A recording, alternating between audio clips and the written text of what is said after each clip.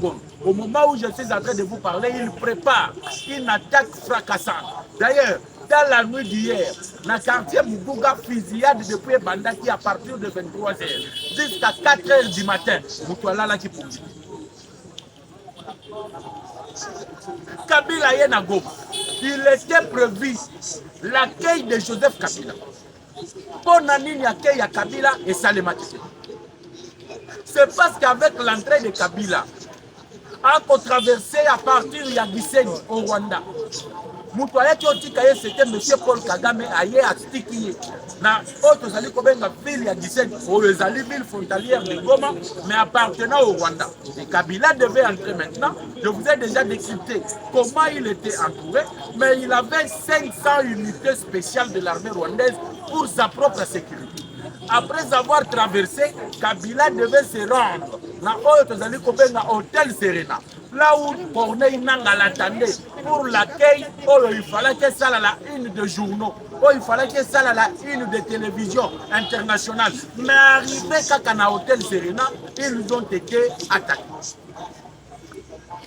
Il n'y avait pas moyen que Kabila a ça là-bas, ça les Du coup, Kabila quitte Serena Hotel pour se rendre dans sa propre ferme privée à partir de la ville de Goma, résidence à Joseph Kabila, qui dans la ville de Goma. C'est là, mesdames et messieurs, que 500 forces spéciales, il y a une unité rwandaise qui peut s'installer. Que Kabila, Tozana, la caméra partout. Ici, c'est le communicateur de la République.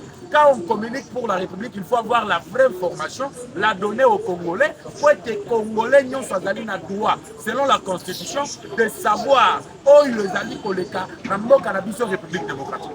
Pourquoi la Lélo Kabila comme bien? Dans la carte de Joseph Kabila. Même ça qui Kabila, que le mythe Kabila vient de tomber. Mesdames et messieurs, qui pouvaient s'imaginer que Lélo, Joseph Kabila, Kokadi Kokib. Les Chinaram, Mouto Bantouabandaki Kotala Boy, Otali Mande Fobangi Yomo, Otali Souki Obangi Yomo, Kabila Zobangi Salesité. Le lot Kabila comme Yobata. Je vais rentrer au Congo, accueillir na Bisiko Yoba Rebelle Basali. Or, par tous les lobos Yoki, M. Ramazani Chadad, qui a été arrêté na Bichingobila, il voulait traverser pour aller à Brazzaville et aller rejoindre Joseph Kabila dans le niveau Yabouma. Tango Bakandié na Bichingobila House, on l'a ramené dans une résidence surveillée. Il a profité de faire une interview en France 24 où il vous dit Joseph Kabila est na Goma, non pas pour prendre les armes, mais il est poété à Solo, là na Oyo Bazimanduki, Patika, insécurité Oyo Bazali Kozala, Zokande Zali Mama na Lokuta. Pesanga lito yoyo kasiko révélation pe vraie information oyo tozali koyena bino na tongo alelo na travers ya chaîne na bino ya ba détails taïti. Le problème ici c'est quoi, mesdames et messieurs?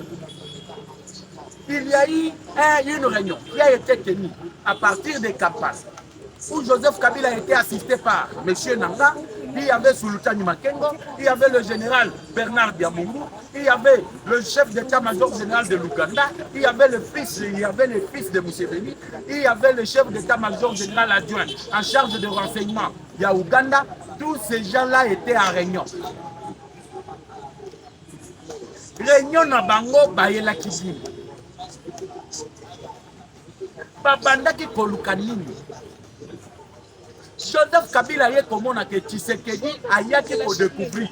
Voilà pourquoi Bakangaki Oyo Tozali Kobenga, le ministre de Mines, ancien ministre de Mines, Monsieur Kabweloulou, Oyo appelle ça qui Joseph Kabila actif à l'État.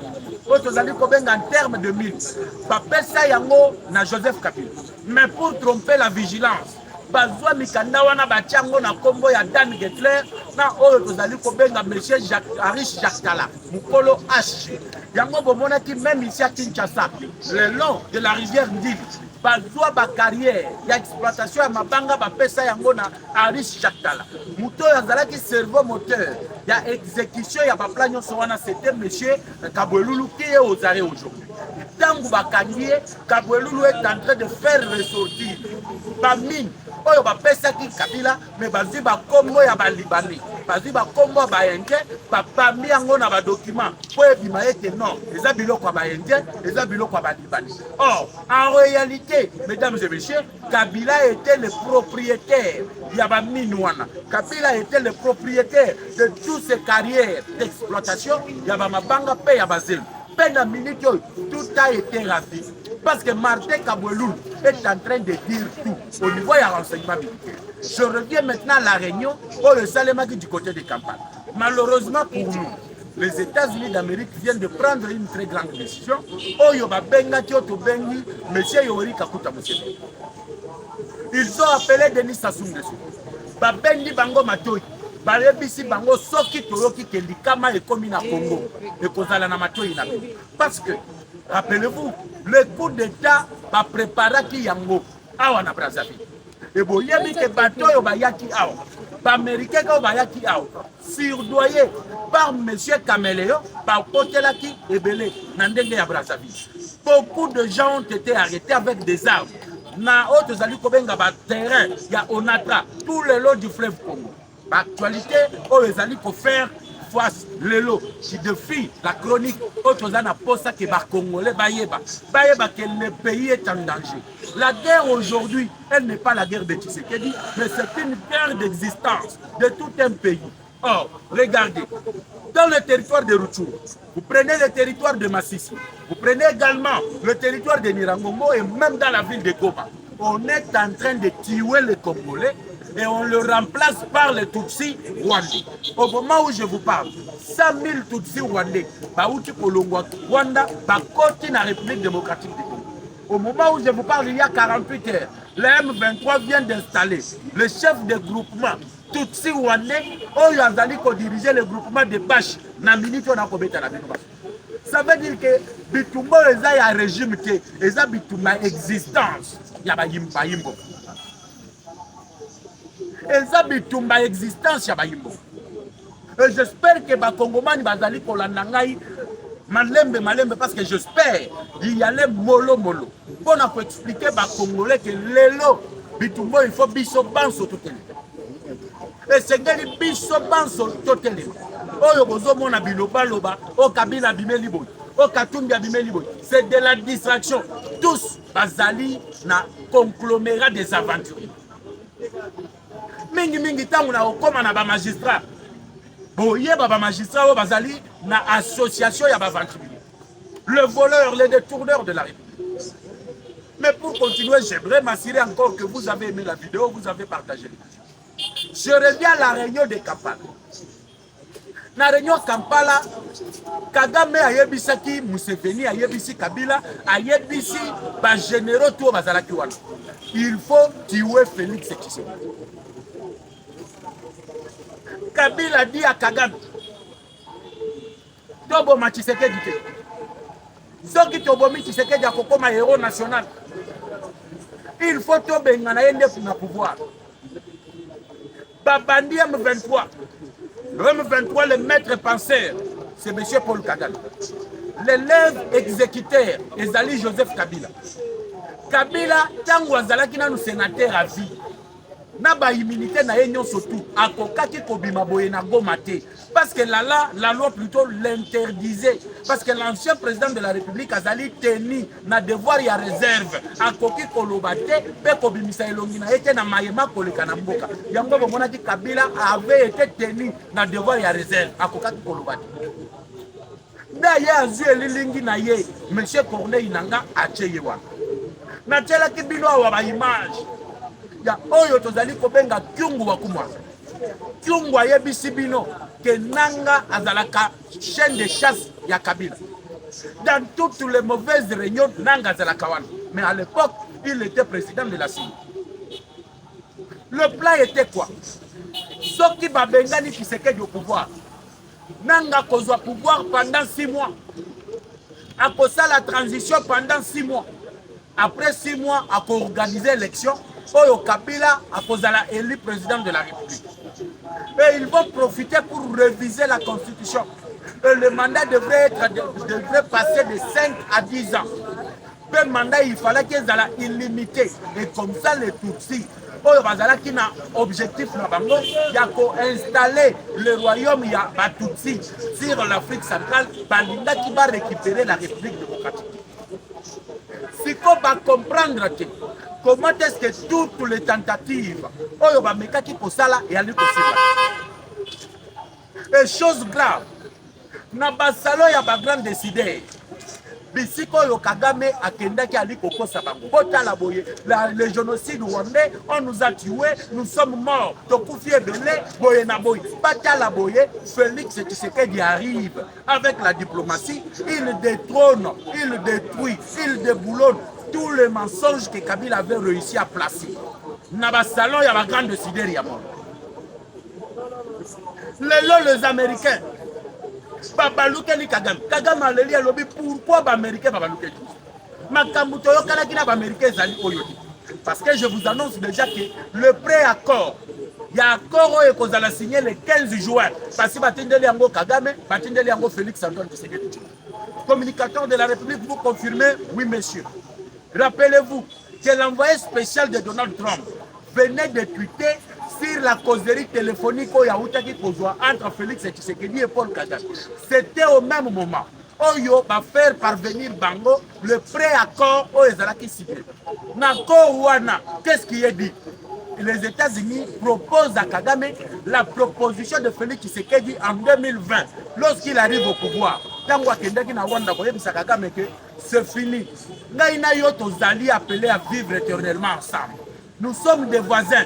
Il faut te coopérer. Koyaka na fenêtre te. Yaka na Kinshasa. Tu traites avec le gouvernement central na exploitation à minerais. Tika koboma ba Congolais. Viens par la grande porte. Kagame monaki yango tu manques ya respect. Kabila tikela ki ba frontière non soit gérée. Kabila tikela ki ba service à renseignement na Congo mobimba. Mais comment tu sais que jazo pekisa ye?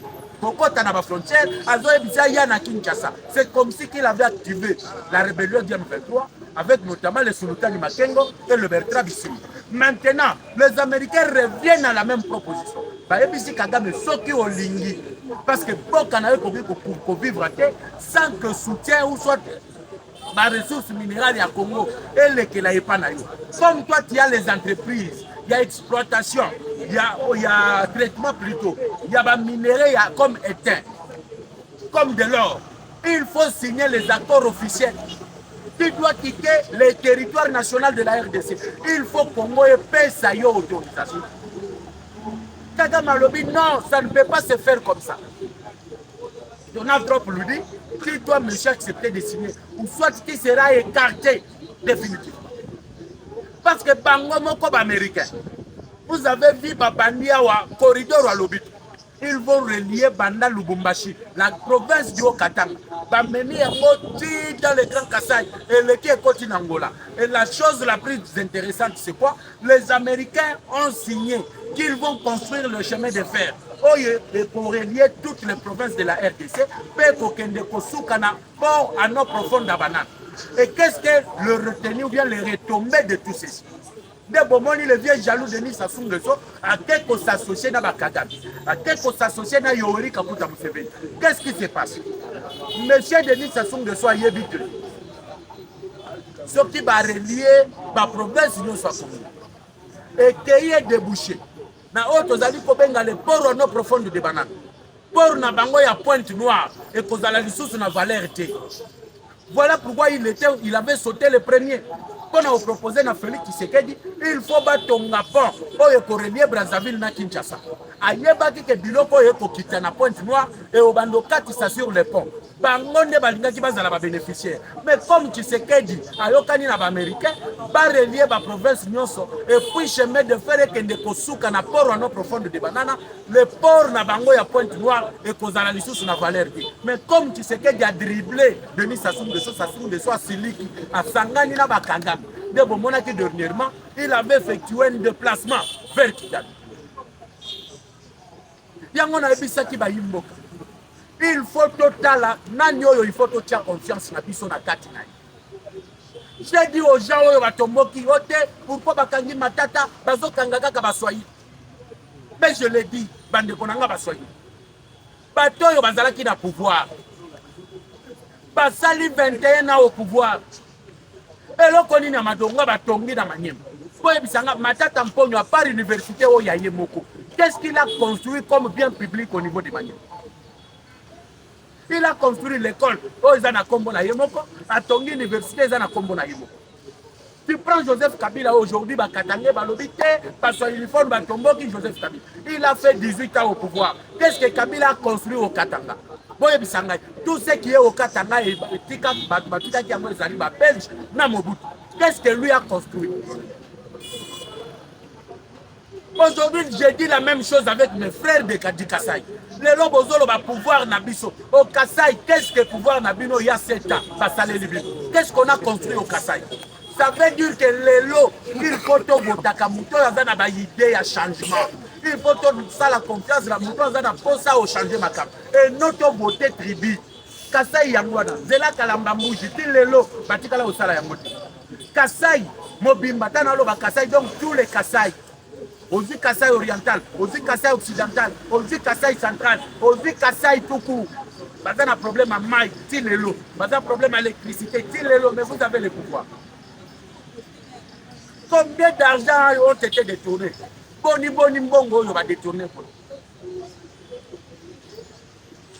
Voilà pourquoi aujourd'hui, nous devons parler la République et non pas parler des individus. Parce que les individus passeront. Tu sais qu'il passera. Kabila est passé. Bomoni lelo Kabila comme une telantela. Kabila comme une telantela, vous allez comprendre. Ma solo tout Kabila salade. Babaz nous au Kabila Tchaki Mandouki. Le loi Mandouki est alité. Baye pour trahir Joseph Kabila. Batolo Yemoko Kabila utilise. L'ancien chef d'état-major, particulier de Joseph Kabila et tout ça. On prend Célestin Mbala Moussensé. Oh, voilà qui est ancien chef d'état-major sous Joseph Kabila. Il y a un mouton placé qui m'a dit qu'il n'a pas fait mignon sur Joseph Kabila. Les lois basales pour la vérité, mais ils ne sont pas en capacité de protéger mon Tunaba. Kabila est battu que oh yozo comme il a les lois il y a comme il a salaki la loi sur le statut des anciens présidents. Kabila ne savait pas, mesdames et messieurs, qu'un jour on pouvait le poursuivre.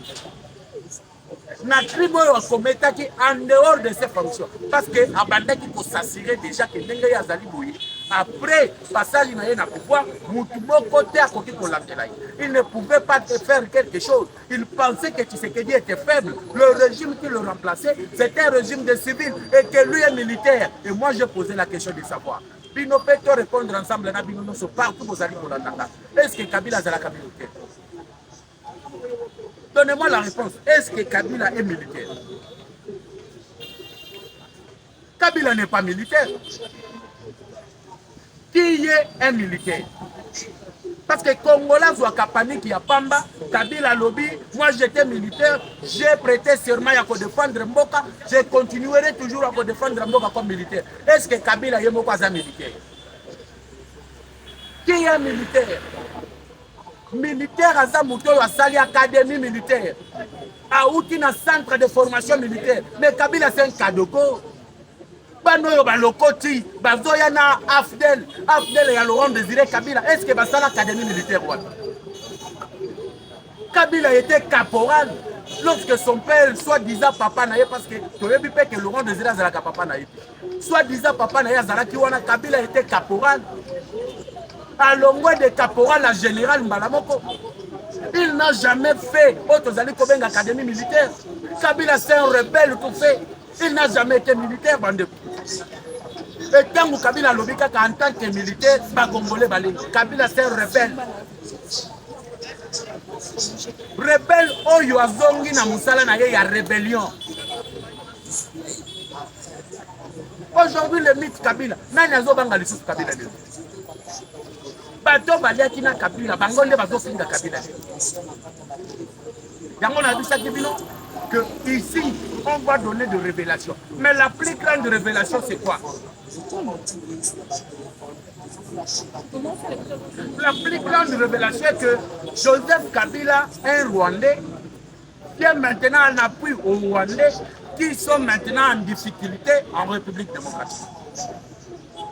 Pour votre information, Rwandais bazalaki na objectif ndenge na uto yebisa bino ne émission ya conquérir le pouvoir par les armes. Bamoni ke bawazalendo ba contre bango na ndenge moko sakana. Lobi j'ai vu la vidéo bawazalendo batindeli nga vidéo balobi baza na posa munition, baza na posa ya ravitaillement parce que bazola ki sabis nga na vidéo. Voilà l'aéroport international Yakabu, Yangowan. Nous sommes à quelques kilomètres, mais nous n'avons pas de munitions et on n'a pas de renforts en troupes pour attaquer et prendre le contrôle de l'aéroport international de Kabou. Peut-être Kabila a utilisé les 500 forces spéciales rwandaises. Pas semer la terreur. Pas bangisa baimboka. Baimboka bamona ete barwandais bazali soki tobimi bakobeta bito mais non bawazalendo balobi nyet Kabila kobima lelo mardi. Batu bazali lendi Kabila bima Kabila bimite. Avant de tenir barène. Je vais sortir le programme. Avant yo ya goma, on a un programme. Au moment où bazoza ba congolais qui bazo. Ote Kabila ye, peut consulter nang aye kendi accueilli ko consulter nanga comme les évêques catholiques avec l'autorisation de qui? Avec l'approbation de qui? Voilà les choses oyo ba pro Kabila les Rwandais ne veulent pas entendre. Parce que tous autres dénichés bango.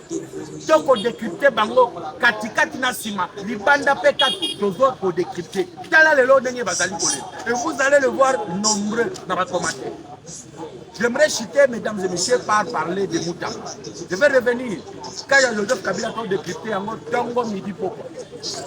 Et à 20h il y aura l'émission spéciale le direct pour clôturer la journée. Lobby Moutamba ezalaki aoyin n'a parlé de la justice. Moutamba va répondre na procureur Vond. Mais qui est ce procureur Vond? Vond wana asali réquisitoire contre Moutamba. Laurent Désiré Kabila abengana ye quelqu'un mafieux aza muyibi. Contre toute attente. Dans Laurent Désiré Kabila bengani ba magistrat wana nyon surtout na magistrature. Kabila ye na 2001 ake ko ramasser kaka bato yo monsieur Laurent Désiré Kabila a bengana. Et à la surprise générale, monsieur Mbonda Monique Moutamba uti ko pesa meeting. Na auditeur, il faut fongola procès contre Joseph Kabila. Bondu pe aya lobby. Moutamba détourné. Oh, na minute on a dit Sabino, Moutamba n'a rien détourné, même pas un franc et tikala kobimati.